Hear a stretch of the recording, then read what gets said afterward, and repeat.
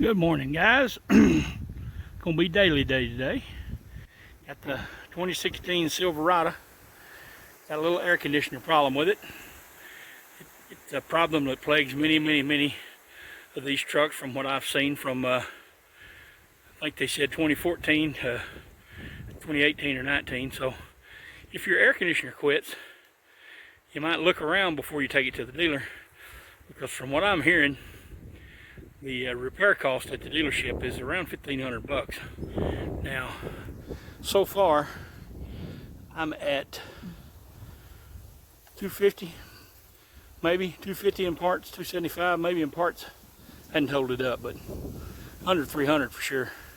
So that's 1,200 labor for a 4-hour job. And you know, that's me doing it in 4 hours. I've never done one before. Those guys that do them every day, I'm sure they can do one in a couple hours. But anyway, I'm gonna show you what we got to do, and then when I get it all tore apart, we'll show you where the failure is and what to look for. I can't really point it out with the truck together because I can't see good enough to see where I'm pointing. But we got out here last night. We pulled this off. It's got all these little push pin thingies in it. You've seen how to operate those. We pulled that off. This goes up under that, up underneath there. You can pop it loose, pull it out this way, and then you get down there to the side of the condenser and it breaks down the under. And like I said, when I get it out, I'll show you where it breaks. So we have to pull the air box. We may have to pull this off, and we're going to pull this top piece here off. It's got, you know, brackets bolted to it. It's got bolts up underneath there. It's not supposed to be too bad a way to go, so we'll see how it works out. Anyway, we get it down apart. We'll show you. Here's my condenser. If you want a part number now, I did buy this from Chevrolet because I think O'Reilly was 189 and Chevrolet was 195. And you know, I figure this is a recall. If you have a low mileage truck, this would have been a recall. My truck's high mileage. It's already 160,000 miles, so it's well out of my warranty, so I get to do it myself. I never had a vacuum pump. Of course, like I said, I'm a mechanic. I do this for a living. So at work I have all this stuff, but at home I don't have it. I used to borrow one from a friend of mine, but he passed on, so I had to go buy one. And my manifold gauges are destroyed from years of abuse, so I got me new manifold gauge. Harbor Freight, 60 bucks, 90 bucks. They had a 3 CFM.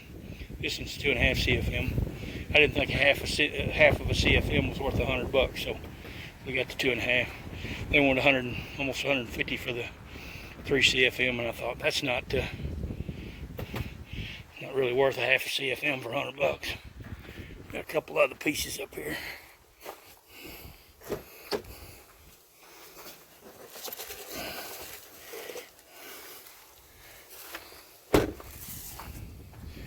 The other place these trucks fail, there's O-rings. Wind's blowing pretty good. I better put them in my pocket. O-rings for where the lines hook to this. Put them in my pocket. There's 2 lines on the, put this up here. There's 2 lines on the condenser, on the AC compressor, and vibration causes them to fail. So if your truck goes in for a recall, look at this clamp on there. Like I say, it just clamps the 2 lines together, stops them from vibrating, keeps it from the line that goes from the compressor to the condenser. Fails under just flex and vibration, so this will put a stop to that.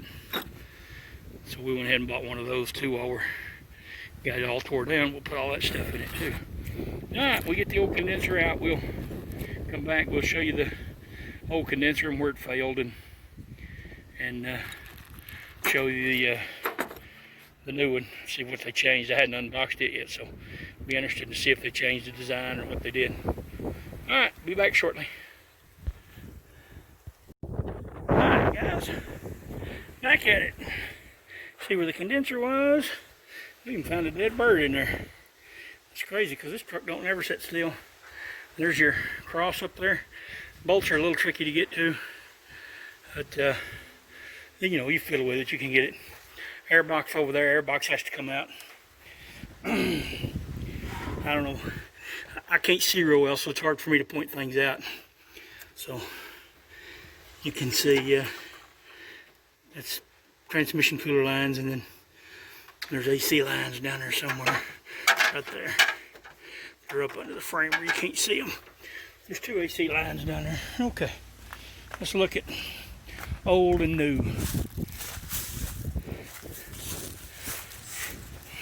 Okay, let's see how that's oily. See, it's oily. It's not real bad, hadn't been leaking long. That's where the leak is. And you can see how Chevrolet designed it. These are your mounting tabs here and here. And then this tube has got tubes soldered, and every time you hit a bump, all this flexes on your tubes. Instead of, you know, the old ones used to be mounted to the end, had an end plate, and that's how they were mounted. So the mass supported all the weight, but you know, make them cheaper and faster. You got a line clamp here you got to change over. Put on the new one right there.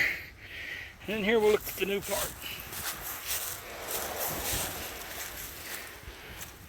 And you can see General Motors, knowing that there's a problem, they didn't change anything. Didn't upgrade anything. Maybe they did. Maybe right there they put some good mounts on there. Let's look at this one again.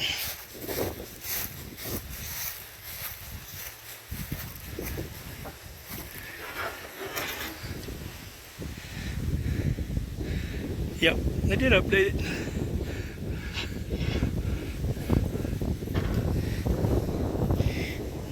See how it's wet right there? That well's leaking. So they did make it better. That's good to know. Alright, we gotta swap these plastic end caps, one there and one there. We gotta swap those over, put it back together, and we'll get it all back together and charged up. We'll be back. Alright guys, we had a little issue here and there. We bought us a new vacuum pump at Harbor Freight, and we bought us a new can tap from O'Reilly, and they didn't play together. So we had to do a little MacGyver work to get refrigerant in it. And it's dark at the house, so we come up here to Chicken Express and borrow their light. I put the cover on so you can't see, but anyway, we got her charged up. She's good and cold. Let's see if it's got any sweat on it.